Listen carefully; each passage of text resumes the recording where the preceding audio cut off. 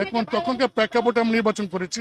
আরেকটা হলো দেখেন সংবিধান অনুযায়ী যখন নির্বাচন হয় আমরা কিন্তু প্রত্যেকটা নির্বাচন অংশগ্রহণ করেছি। আমি আবারও বলছি যে একটা ভালো নির্বাচন হলেও নির্বাচিত সরকারি যে ভালো কাজগুলি করবে, দেশের সংস্থাগুলি করবে, এটা অনেক সময় করে না। এটা আপনারা নিশ্চয় দেখছেন। কাজে এই সরকারের পক্ষেই যে সমস্ত সংস্কার রাজনৈতিক দলগুলি করবে না সেইগুলি তারা করতে পারবে। এবং এটা একটা সুযোগ এসেছে যে এই দেশের মানুষের প্রয়োজনে এই দেশের প্রশাসনের নিরপেক্ষ রাখার, ইলেকশন কমিশনকে নিরপেক্ষ রাখার, কনস্টিটিউশন বডিকে নিরপেক্ষ রাখার এবং বিচার বিভাগকে নিরপেক্ষ রাখার, এই সমস্ত সার্বিক বিষয়ে যে সমস্ত সংস্কার করা দরকার এই সংস্কারগুলি এই সরকারের পক্ষেই করা সম্ভব।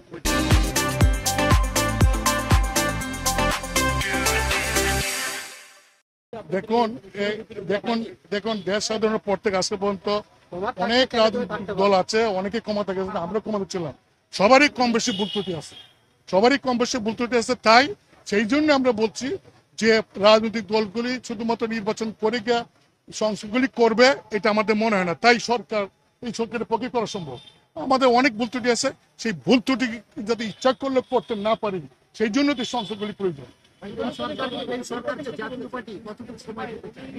না, এটা আমাদের চেয়ারম্যান বলেছেন যে যে সংস্কারগুলি প্রয়োজন, খুবই প্রয়োজন, সেই সংস্কারগুলি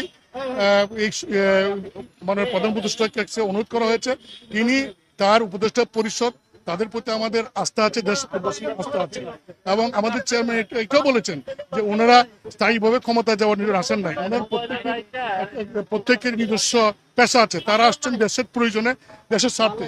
কাজে দেশের স্বার্থে তারা কাজ করছেন এবং এই দেশের স্বার্থে কাজ করতে গিয়ে সংস্কার করতে গিয়ে যেটুকু সময়ের প্রয়োজন সেইটুকু সময় ওনারা হিসাব করে পরে মানে কবে কোনটা করবেন, পর্যায়ক্রমে নির্বাচনটা কবে হবে সেটার বিষয়ে ওনারা একটা সিদ্ধান্ত দিবেন।